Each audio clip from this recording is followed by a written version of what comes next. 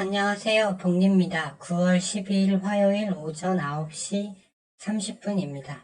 기존에 계속 추천드렸던 SY, 삼부토건, 유신 금강공업, GNC 에너지 등은 그대로 가져가면서 시장 흐름을 살필 예정입니다. 재건주 등은 지금 매도할 자리는 아닌 것 같고요.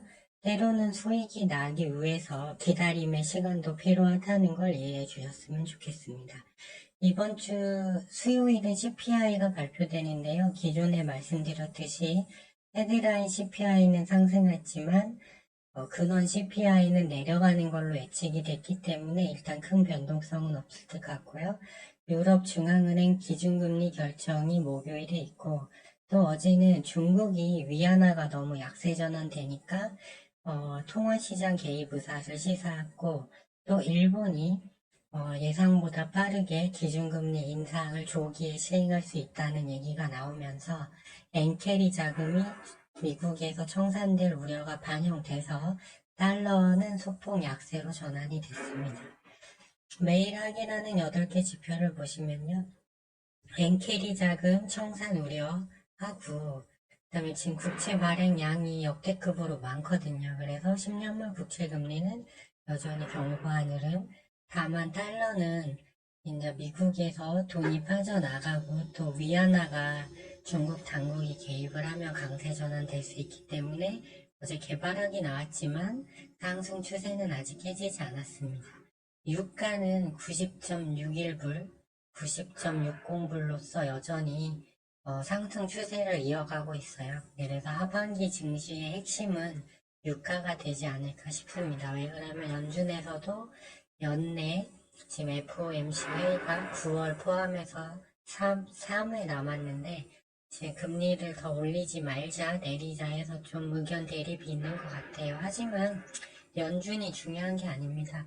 유가가 오르면 연준도 금리를 올릴 수밖에 없거든요. 그래서 그들의 스탠스보다는 지금은 유가의 움직임이 제일 중요하다 이렇게 보시면 될 것 같습니다. 유럽 천연가스도 어제 소폭 반등이 나왔고요.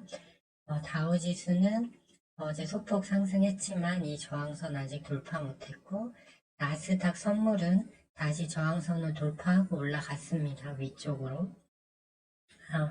그래서 좀 강한 모습을 보였는데 어제 테슬라 그 호재 때문에 좀 올라간 부분이 있어서 일단 확인이 필요해 보입니다. 그래서 제가 기존에 말씀드렸던 증시 급락 패턴이 9월 13일부터 나올 수 있다는 거는 어제 방송에서 말씀드렸듯이 근원 CPI가 내려온 걸로 나와서 상세가 될 것 같아요. 그래서 일단 추이를 더 살펴야 된다 이렇게 보고 있고 비트코인은 더 올라와줘야 이 선에 올라와줘야 숏을 치는데 어제 미국장 나스닥이 올랐음에도 더 내려가 버렸어요. 그래서 아직은 기다려야 된다. 위로 한번 이렇게 장대양봉 올라왔을 때 이때를 기점으로 해서 숏을 쳐야 되니까 기다려야 하겠습니다. 현재 코스피는 0.03% 하락 중이고요. 갭상승 출발했다 밀렸고 코스닥도 0.6%까지 오르다가 보합까지 밀렸습니다. 보시면 그 이유는 반도체가 오늘 또 약세죠. 삼성전자, SK 하이닉스 그리고 테슬라가 올랐는데 에코프로는 오늘 또 계속 하락 중이에요. 그럴 수밖에 없는 게 어제 테슬라가 상승한 이유가 그 슈퍼컴퓨터하고 자율주행 섹터 쪽이었거든요. 그러니까 쇼당이 안 붙죠. 배터리는 지금 중국산 값싼 LFP 배터리가 과잉이 돼서 그런 문제가 있습니다.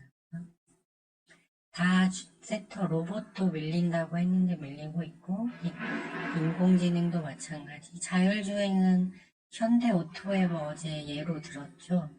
이제 떨어질 때 됐다 그래서 호재가 나왔는데 또 오늘 9% 찍고 운봉전환 했습니다. 그래서 이쪽 섹터도 다 죽었고 바이오 제약 쪽 움직이고 있지만 이쪽도 명분이 없어요. 그리고 반도체는 계속 말씀드렸듯이 중국의 수율은 낮지만 7나노 반도체 칩 생산 그리고 미국 빅테크들이 자체 칩을 계속 개발하려는 추세예요. 그렇기 때문에 이게 좀 많이 우려가 됩니다. 반도체 쪽이 못 가고 2차 전지 배터리가 못 가면 지수는 이렇게 될 수밖에 없어요. 그리고 외국인이 한국 증시는 사줘야만 올라가는 구조인데 외국인이 연일 매도입니다. 그리고 신용잔고는 더 늘어서 20조 5천억에 육박하고 있어요. 이거 이제 폭탄이 언젠간 될 겁니다. 이거를 그대로 다 내버려 두진 않아요. 그래서 일단 지금은 보유주만 가져가면서 저는 정말 좋은 자리가 왔을 때만 종목을 추천하는데 없어요. 지금 이쪽에. 네, 그리고 재건 쪽은 지금 SY 오늘 이제 어제 갭 상승하고 밀린 후에 밀리고 있지만 아직 5일선 지지를 받고 있잖아요. 그러니까 이런 자리에서는 수익 중이기 때문에 좀 여유를 가지고 가는 게 필요하고 3부 토건도 오늘 이제 하락 중이지만 아직 21선 지지 라인 위에 있습니다. 그리고 이격도도 거의 없고요. 그리고 어제 미 합참의장이 이제 우크라이나 지역이 진흙탕으로 번하는 라프스티차가 오기 전까지 한 30일 정도 시간이 남아서 더 싸울 수 있다라고 했는데 그러면 지금 병력도 없고 아무것도 없는데 그 이유는 어떡할 겁니까? 그리고 유가 계속 이제 올라가고 있고 그렇기 때문에 일단은 종전 얘기가 이제 저는 곧 나올 걸로 보고 있고요. 원래는 재건주도 흐름 봐서 수요일쯤 미국 CPI 발표 전에 정리 관점으로 봤는데 다행히 근원 CPI가 내려왔잖아요. 그래서 시장이 변동성이 크게 수반되지 않을 확률이 높아졌어요. 그렇게 유가만 막 급격하게 상승하지 않는다면 물론 유가는 계속 오를 걸로 보고 있지만 그러기 때문에 그러면 증시가 이런 패턴으로 가면 테마 장세는 계속 되는데 현재 위치가 좋은 건 재건밖에 없거든요. 제 기준에. 그렇기 때문에 재건을 계속 스윙으로 이제 가져가도 되는 자리가 왔다. 그래서 오늘 좀 소폭 하락하더라도 이 정도는 감내하고 기다려 볼 만하다. 혹시나 이제 그렇다고 계속 가져가는 건 아니에요. 이제 지지라인 중요한 자리를 깨면 매도를 해야죠. 하지만 아직 그런 시그널은 전혀 나오지 않았다. 이런 말씀을 드리고요. 에코바이오는 주말에 추천드려서 어제 매도하고 이제 이거는 사시면 안 된다고 말씀드렸고요. GNC 에너지만 비중 10% 그대로 가져가자. 유가는 어차피 올라갈 거기 때문에 21선까지 붙으면 추매해서 평단 낮춰서 스윙으로 가져가면 됩니다. 그래서 좀 마음을 느긋하게 하시고 대응하는 게 좋겠다 이렇게 보여지고요. 테마주 순환매인데 이제 갈만한 게 이제 제가 봤을 때 신규 상장 쪽 원래 시장 빠지면 잘 움직이잖아요. 이쪽 그 다음에 에너지 섹터 근데 아직 자리들이 좋지 않아요.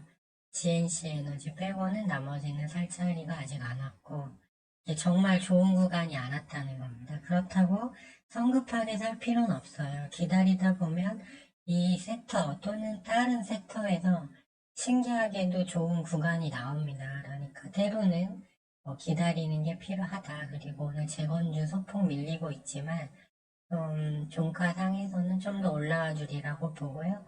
재건 쪽은 계속 가져가자 이런 의견을 드립니다. 네, 오늘장도 모두 성공 투자하시고요.